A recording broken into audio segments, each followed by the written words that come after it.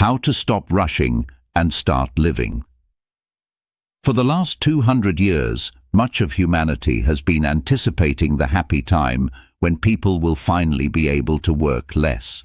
In many countries, politicians and economists still urge people to prepare for a 4-hour workday, shorter work weeks, and early retirement.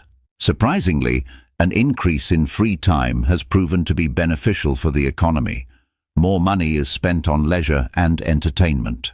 A shortened work week is undoubtedly beneficial for family and personal life. According to surveys, far more people dream of shorter working hours than of winning the lottery. Sleeping at work, the most radical way to slow down, would seem to be an absolute taboo in the corporate world. However, it has been found that a short power nap is the best way to recharge and recover. When less time is spent working, there's more time for leisure. There is a need to plan free time in a way that is beneficial. In post-industrial society, people have revisited the ideas of William Morris and the arts and crafts movement. Much of what surrounds us, furniture, dishes, clothing, can at least partially be made by hand, slowly and carefully. Crafts, knitting, and gardening are all attractive because they offer the pleasure of unhurried work that doesn't require virtuoso skills or expensive equipment. A new generation has realized that it's not necessary to work to the point of exhaustion, and there's no shame in being slow.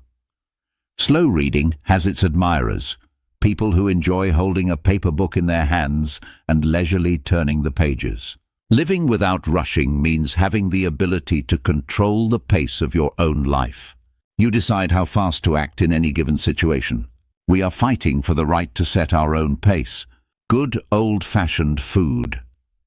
A packed schedule means there's less time for eating and preparing meals. Many people combine eating with driving, reviewing documents, or searching the internet. Fortunately, there are those who are vehemently opposed to this way of life. In 1986, in response to the opening of the first McDonald's in Rome, journalist Carlo Petrini announced the creation of the slow food movement. In contrast to fast food chains, establishments that adhere to the principles of slow food offer local seasonal fruits and vegetables, home-style recipes, and unhurried conversation in a family or friendly circle over a shared meal. The dream of slow cities.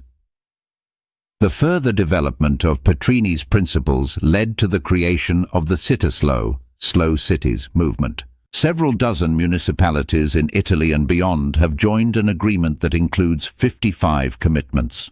Key points include serious limits on transportation, reducing noise, creating pedestrian zones and parks, supporting local producers and collaborating shops, markets and restaurants, and preserving local traditions in all areas. At one time, the desire to overtake competitors by a few hours doomed the Titanic.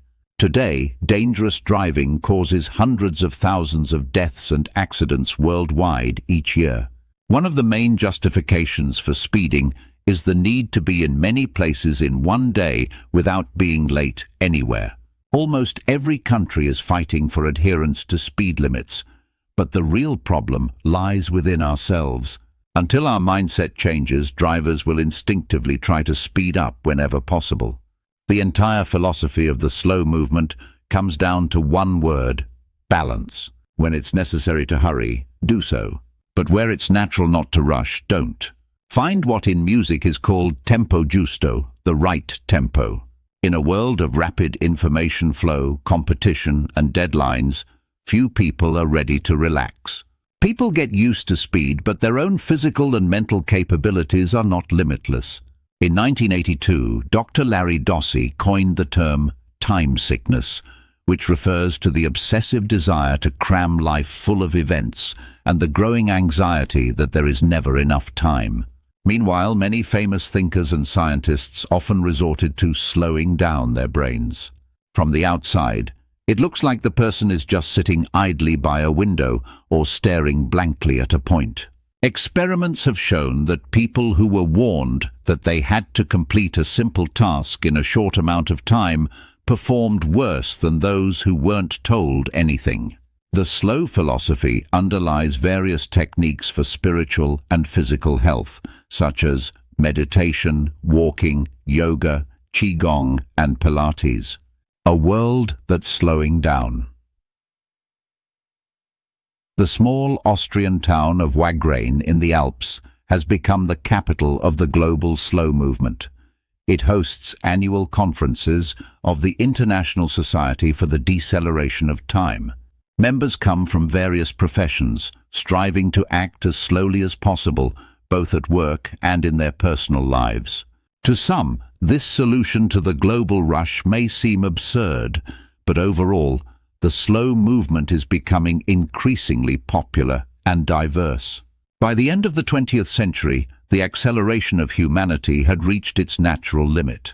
Millions of people, realistically assessing their strength, are refusing to live by the laws of constant racing and aim to free their children from the depressing feeling that life is speeding by. Fighting against endless hustle is not difficult. To start, all you have to do is stop rushing. Thank you for watching. This was a summary of a book from the wellness section of the Wheel of Your Life. To explore books across the entire Wheel of Life, including new releases, subscribe to the channel.